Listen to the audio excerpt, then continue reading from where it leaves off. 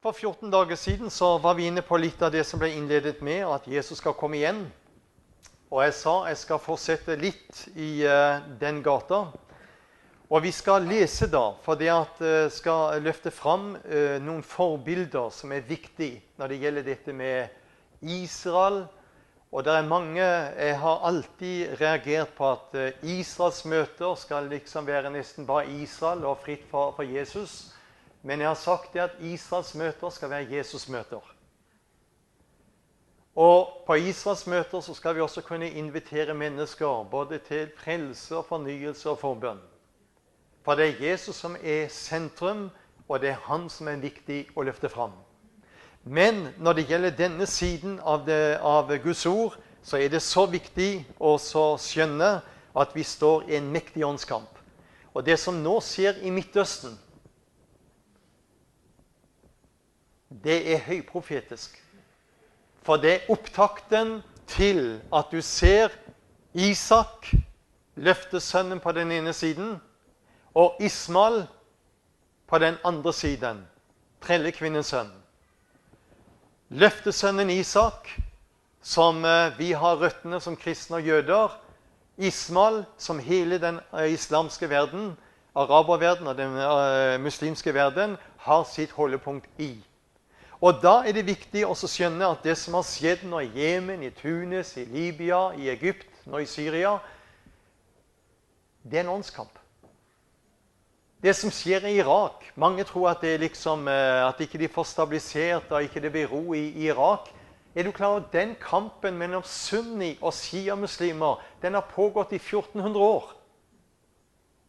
Det er ikke noen ny kamp. Så det som skjer i dag i Midtøsten, hvor Israel blir den store syndebukken, det er ikke noe nytt. Men jeg skal ta det med, for jeg lovte jeg skulle nevne litt om gribbene. Skal du høre. Hvis du nå slår opp i 1. Mosebok 12, så står det i vers 1, Herren sa til Abraham, og det var Gud som sa, dra bort fra landet ditt, slekta di, fra ditt fars hus til det land som jeg vil vise deg. Jeg vil gjøre det til et stort folk, jeg vil velsigne deg, gjøre ditt navn stort, og du skal bli en velsignelse. Jeg vil velsigne den som velsigner deg, og den som forbanner deg vil jeg forbanne, og i deg skal alle jordens slekter velsignes. Du skal bli en velsignelse, sa Gud til Abraham. Og det er jo det dette folket har blitt. Vi har boka ifra dette folket. Vi har frelseren ifra dette folket. Vi har alt som gjør livet verdt å leve ifra dette folket. Du skal bli en velsignelse. Og hva er det vi ser i dag med jødene? Jo, hvis de kan være til hjelp. Er du klar over for 3-4-5 år siden så var det et stort jordskjelv i Iran. Nå var det et stort jordskjelv i går i Iran. Og Gud rystet denne nasjonen. Og det som er interessant er jo det at Iran har jo disse atomanleggene, 90-100 meter har de lagt en del av disse under jorda. Israel har bunkers, bombers, som kan trenge veldig langt ned, som de har fått fra Amerika. Men du ser nå ryster Gud Iran. Han ryster det. Og vet du hvorfor han gjør det? Han sover ikke. Og han slumrer ikke. Han som er Israels vokter. Og presidenten i Iran har jo sagt den første atombomben vi har klar, den skal vi rette mot Israel. Så tenker han ikke på at han vil ta livet av millioner av arabere, og det gjør ingenting. Bare Israel kommer bort. Hva er dette for noe? Er det noe nytt? Nei, det er en gammel kamp. Hvis du nå står opp i 1. Mosebok 15, så står det der i første verset, frykt ikke Abraham, jeg er ditt skjold, sier Gud. Din lønn skal være meget stor. Frykt ikke. Og er det noe du opplever når du kommer ned til Israel? Det første du opplever når du kommer til Israel, det er ikke frykt, men det er fred. En utrolig fred i dette landet.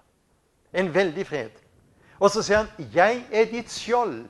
Og det er jo det jødene opplever. Så når de får beskjed om at rakettene hagler fra Gaza, og truslene fra Iran, og du vet, i dag har Israel 200 000 raketter som er rettet mot dette landet ifra landene omkring. Og så siterer de, du er vårt skjold, Herre. Du kan ikke få bedre enn skjold enn det. Amerika er opptatt av sitt skjold, vet du. Men du er vårt skjold, sier jødene. Du er vårt skjold, Herre. Er ikke det flott? Skal du høre, i dette kapitlet så skjer det noe interessant. Og det som skjer er det at Gud gir løfte til Abraham. Og når det gjelder Abraham, så er det jo slik at Gud inngikk noen pakter med dette folket. Vi har Abrahamspakten. Og hva er Abrahamspakten for noe? Jo, den skal vi lese. Og så har du pakten med Moses, lovpakten, de 10 bud. Og så har du kongepakten med David. Og så har du den nye pakt i Jeremias 31. Han skal gi min ånd i dere. Og så har du evangeliet. Har du tenkt på det? Evangeliet er en Guds kraft til frelse for jøder først. Det er for jødene først. Og så for oss hedninger. Og nadværen som vi har tatt del i nå, den ble først innstiftet til og gitt til jødene. Har du tenkt på det? Det er løftesfolket. Så Abrahams Gud, du møter Abraham, Isak og Jakobs Gud, står der. Og så møter du Abraham, Isak og Israels Gud. For Jakob fikk et nytt navn, Israel. Og da sier vi Abrahams Gud, det er paktens Gud. Isaks Gud er offerets og forsoningens Gud. Mens Jakobs Gud, han er forandringens Gud. Han forandret Jakob og gjorde han til en Israel. Han er forandringens Gud. Og det er det han skal gjøre med dette folket når han griper inn i dem. Men Gud inngikk en pakt med dette folket. Og så står det der 1. Mosebok 15, hvor Abraham får beskjed om at han skulle ta noen dyr og dele de, og noen fugler, de skulle han ikke dele. Og så delte han disse fuglene. Og så la han den ene forstykket der, og det andre der. Og så var det en åpen gang imellom. Og så står det noe i vers 11. Råfuglene slo seg ned på de døde kroppene. På engelsk så står det gribbene kom. Råfuglene kom. Det offeret som de skulle til veie, som David holdt på med, tenk, gribbene kom der. Og så skal jeg trekke parallellen veldig langt fram. Når Jesus henger på Golgata kors, gribbene kom også der. Er du Guds sønn? Frels deg selv. Er du Guds sønn, så kan du stige ned av korset. Ser du gribbene? De har vært der hele tiden. Det er ikke noe nytt. Og da er det, der står noe interessant med denne pakten som Gud kom og begynte med Abraham. Hvilken pakt var det? Jo, Abraham hadde gjort alt klart. Og så skjer det at Abraham sitter og ser på, så blir han trøtt. Men så står det her i vers 17 at når solen gikk ned og mørket kom, så var det en rykende ovn og luen ild som for mellom offerstykkene. Luen ild, hva er det et bilde på? Det var Gud selv som kom og gikk mellom kjøttstykkene. Er ikke det flott? Hvor var Abraham henne? Han satt ved siden av. Når du inngikk en pakt, når du leser i Gamle Testamentet, så var det slik at det var alltid 2 som inngikk den pakten. Og når de inngikk en pakt, så gikk de mellom offerstykkene, og så sa de, nå inngår vi en pakt med hverandre. Hvis du bryter pakten, sa de til den andre, så er du dødsens. Det er det samme som død. Men når Gud skulle inngå pakten med Abraham, så var han alene. Hva betyr det? Det betyr at Gud måtte si til Abraham, du kommer til å bryte pakten. Slekt etter deg kommer til å bryte pakten, men jeg er trofast. Hadde Abraham noe med den offertjenesten? Ingenting. Han satt og så på, mens Gud ordnet pakten og offeret. Og så må jeg trekke parallellen langt fram. Hadde du og meg noe med Golgata-offeret? Nei. Gud ordnet det i sin sønn, Halleluja. Det var det Ann Lisbeth sang så flott i den første sangen. Gud ordnet offeret og tilveiebrakte en fullkommen forløsning på Golgata kors. Derfor kan du få lov til å hvile i formiddag. Du har ingenting med frelsen å gjøre. Han ordnet den alene. Så som Abraham sviktet, Isak sviktet, Jakob sviktet, Israels folk har sviktet, har du og meg sviktet. Men han er trofast. For Gud ville si, Abraham, du er ikke til å stole på. Det er ikke noe jeg kan bygge på når det gjelder denne pakten. Men jeg ordner pakten, og for det jeg ordner pakten, så står den fast. Og det jeg har sagt, det kan ikke gjøres ugyldig. Og da må du ha et langt sprang til Romerbrevet 11. Hva står der? Sitt kall og sine nådegaver angrer Gud ikke.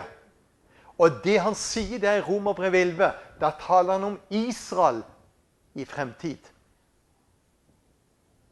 Det er Israel han sier det til. Og vi sier ofte, ja, det er så velsignet, Gud angrer ikke sine kall og nådegaver.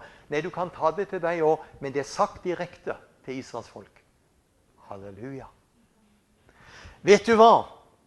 Abrahams Gud, paktens Gud. Og husk på det, at Abraham, han var hedning. Har du tenkt på det? Abraham var hedning. Men Gud kalte Abraham mens han var hedning.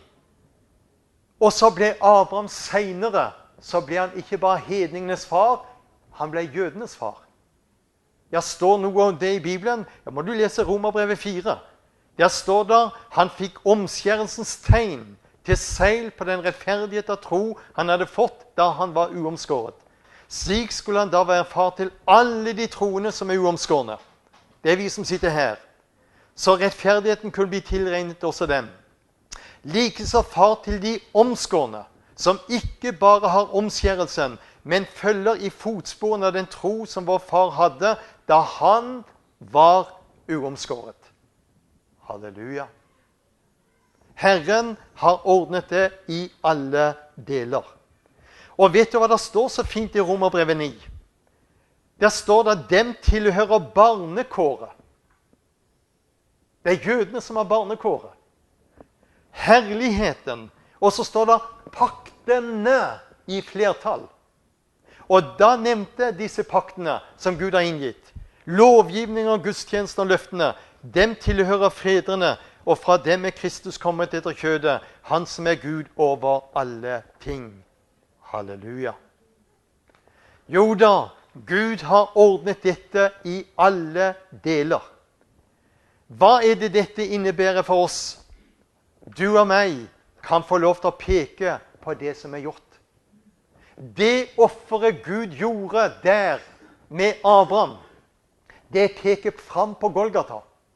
Og hvordan ble folk frelst i den gamle pakt? Ved å tro på en som skulle komme. Hvordan blir vi frelst i dag? Vi har sett 2000 år på det som skjedde. Så tror vi det. Og så blir det tilregnet oss vår rettferdighet. Halleluja. Vet du hva? Hva som skjer i dag i Israel? Det er utrolig spennende. I dag er det 150 messianske menigheter i Israel. Og i disse messianske menighetene så brenner de etter å vinne andre jøder for evangeliet. Det er jo de som mener at du skal ikke evangelisere for jøder. Det er et mistak. Paulus, han gikk inn i synagoge etter synagoge, talte evangeliet og søkte så mange han kunne å omvende. Og de messianske menighetene i dag, de vitner frimodig. Og de brenner etter at folket må bli frelst. Og nå begynner de å bli så mange messias-troende i Israel, at en ungdom, når han gikk inn i militæret, hvis han sa han bare trodde på Messias, så hadde han ingen framtid i militæret. Vet du hva som har skjedd i dag? de messianske ungdommene som går inn i det israelske militæret.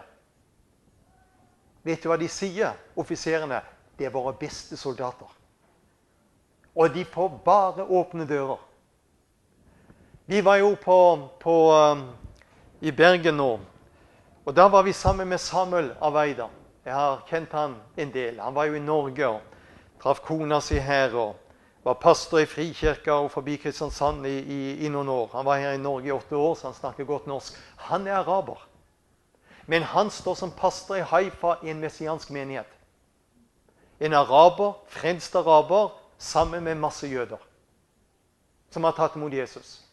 Så sier Samuel, vi har 12 av våre ungdommer som er i militæret, som soldater. En av våre jenter, når våre ungdommer går inn i militæret, så må de avlegge ed.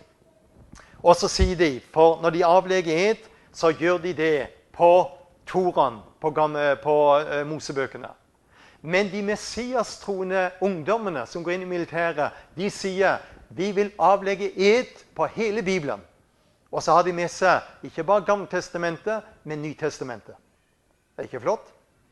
Skal du høre. En av disse unge jentene, hun opplevde at hun hadde lagt Bibelen ifra seg på senga. Og det er jo ikke så mange kristne ungdommer som tør å være så frimodige. Hun hadde lagt Bibelen med Nytestamentet, og det er veldig mange som reagerer. Nå var det jo en del som delte ut av de messias-troende menighetene som delte ut Bibelen med Nytestamentet til regjerings- og knessemedlemmene i Israel her for 3 uker siden. Og flere av disse stortingsfolkene i Knesset, de tok Nytestamentet og rev det ut. Skal du høre? Denne unge jenta som hadde lagt Bibelen, den lå åpen sånn på senga. Så kommer en kvinnelig offiser inn, så får hun se Bibelen. Så sier hun, hvem ser den? Stiller den unge jenta seg opp og sier, det er min, sa hun. Tror du på det som står der? Ja, sa hun. Tror du at Messias er Guds sønn? Ja, sier den unge jenta frimodig. Og så kikker denne kvinnelige offiseren. Jeg tror jeg også. Og så falt de hverandre om halsen og priste Herren. Det skjer noe i dag i Israel som er så fantastisk. Det er en messiaslengsel i dag i folket. Og vet du hva? Det står noe i 2. kongebok. Du vet, David var konge. Han måtte flykte fra Absalom, som tok seg til kongeverdigheten. Hva var det David gjorde? David dro ut av Jerusalem, over Kedron, Oljeberget, og ut i Judaarken. Og når David dro, så gråt han. Så kjenner du til hvordan Absalom ble drept i slaget og så videre. Og så står det noe. Det gikk en stund, så måtte David sende bud til presten, og så sier han, skal dere være de siste til å bringe kongen tilbake? Skal du høre en fin tanke? I dag ser vi hvordan nasjon etter nasjon har tatt imot Jesus. Vi ser hvordan dette landet hvor Jesus kom ifra, er jo de siste til å bringe kongen tilbake. Men han skal komme tilbake. Da skal han komme den samme vei som kong David måtte flykte og kom tilbake. Da skal han komme til Oljeberget, gå ned Kedron, inn i Jerusalem. Halleluja. Og vet du hva? Vi er kommet i en tid, og det er jo veldig interessant når du tenker på. Når du leser Apostelens gjerninger 10, hva leser du om der? Der var det stor dissens blant jødene om hedningene hørte med til denne frelse. En stor dissens. Kornelius hus hadde tatt til troen, og så tenkte de, er dette rett? Og så måtte Gud åpenbare seg for Peter der i Jaffa, som ligger rett ved siden av Tel Aviv. Når han var der oppe ved garveren på tak hos garveren, og så viste Gud han denne duken som senket seg ned, og så ble Peter fikk Spis og et. Aldri, sa Peter. Ikke tale om. Så sier Gud, det Gud har renset, skal ikke du holde for urent. Og så sier han, du skal gå med de som kommer for å hente deg i morgen. Og så ble Peter med, talte der i Kornelius hus, så hele huset omvendte seg. Og så kjenner du i Apostelens gjerninger 15 hva som skjedde på det store apostelmøtet. Men så skal du høre. Jødene lurte på om hedningene skulle høre med. Så gikk det noen få hundre år etter Kristus. Så snudde alt seg. Og nå i mange hundre år så har vi hørt jødene er forkastet. De hører ikke med. Ser du hvordan gribben har vært der? Jødene forkastet. Jødene drepte Jesus. De hører ikke med. Erstatningsteologien som har hatt et fotfeste over kristenheten, over verden. Men Gud har sagt, de hører med. Og da er det vi ser det fine. I Kristus er jøde og hedning stilt likt. Han gjør ikke forskjell på folk, men han har knyttet noen rike løfter til dette folket. Og derfor avskriver han ikke dette folket, men han tar seg av dette folket. Og dagen kommer hvor vi skal se kongen kommer tilbake. Men når kong Jesus kommer tilbake og setter føttene på Oljeberget, da skal du og meg være med. Halleluja. Så det gjelder at du løfter blikket, at du ser den åndskamp vi står i dag, og vi trenger virkelig å skjønne den tid vi er inne i. Samuel Aveida, denne pastoren, araberen som er pastor i Haifa, jeg snakker en del med han, så sier han, det er en kjent sak, sa han, at vi frykter i løpet av bare noen få uker at Iran kommer på banen, og Israel trekkes inn på grunn av raketter som skytes inn mot oss. Og så sier han, i alle hjem i Israel i dag har vi et rom som er helt tett, i tilfelle en biologisk eller bakteriologisk angrep. Der er gassmasker delt ut det siste til veldig mange hjem. Ikke alle har fått, men delt ut. Og så midt i dette, så kjenner de bare en fred som overgår all forstand. Vet du hvorfor det? Jeg er ditt skjold, sa Herren.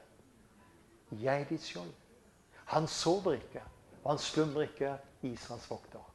Og så litt alvor til oss nordmenn. Det er Norge som har gjort Israel mest vondt de siste 20 årene. Det er mange profetier om den store bjørnen i nord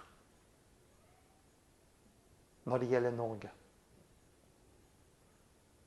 Og Russland har rustet noe så enormt opp på nordflanken, mens Norge har rustet ned. Og nå stod det jo i avisene for en uke siden, presidenten Putin, han sa de skulle bygge 11 svære baser oppe i nord. Og Kåre Willoch, som er jo ikke akkurat en kjent for å være så veldig Israelsvennlig de siste årene, han sa i fjor, hva kan Norge gjøre, sa han, med en hær? Norge har en hær på 5000 mann mot den store bjørnen i nord. Vet du hva? Det har aldri vært så viktig å rope til Gud for vårt folk og land, for vi er inne i en skjebnetid. Og kanskje er det en del rystelser som må til for å vekke en sovende kristenhet. At vi skjønner, nå er det tid til å søke Herren. Du ser historien har vist seg igjen og igjen at det er ofte gjennom prøvelser og trengsler at evangeliet går fram. Og jeg tror, venner, og dette er ikke noe skremmeskudd, de som skremmer i dag er journalister og mediefolk, vitenskap, som virkelig skremmer. Vi trenger han som sa 'Jeg er ditt skjold' til Abraham. Han vil også være vårt skjold. Men da må vi rope til Gud om nåde og forbarmelse og hjelp over vår nasjon. Vi ber, Herre, takke deg, for du er ikke bare Israels vokter, men du er vår vokter. Og vi ber Jesus i denne tid, som vi ser de mørke skyene. Vi ser uroen i folkehavet. Og vi ser avkristningen av vårt kjære land. Vi ser hvordan du skal ut av skoler, du skal ut av barnehager, du skal ut av institusjoner, og humanismen kommer inn, og vi ser det blir et vakuum i folkesjelen. Og vi vet, Herre, at vi må ha på plass disse verdiene, skal det bli stabilitet i nasjonen. Si nåde til vårt folk og vår nasjon. Si nåde til oss som er samlet her inne i denne kveldsstund. Hjelp oss at vi kjenner tiden. Og du minnet oss om innledningsvis at da vi kjenner tiden, så må vi ikke sove og være likegyldig. Vi må våke og være brennende. Gi du nåde over Fredrikstad, Herre. Vi ber om et væromslag over byen. Et væromslag over byen, Herre. Hvor du rekker ut din arm til frelse, til tegn og under ved din hellige tjener Jesu navn. Åpenbare din storhet, for du selv har sagt så lenge solen skinner, skal ditt navn skyte friske skudd. Gi nåde over vår by. Gi nåde over vårt fylke, Herre. La en haugiansk ild og vekkelse på ny fortenne dette fylket, og la det få utbre seg over vår nasjon. Og vi ber, Herre, for du selv har sagt at dersom ditt folk, vi som dine barn ydmyker oss og ber, og søker ditt åsyn i ydmykhet, så skal du høre fra himmelen. Du skal tilgi folkets synd, og du skal lege landet. Herre, vi vet dette er veien å gå. Si nåde til oss. Vi ber om det i Jesu navn. Amen.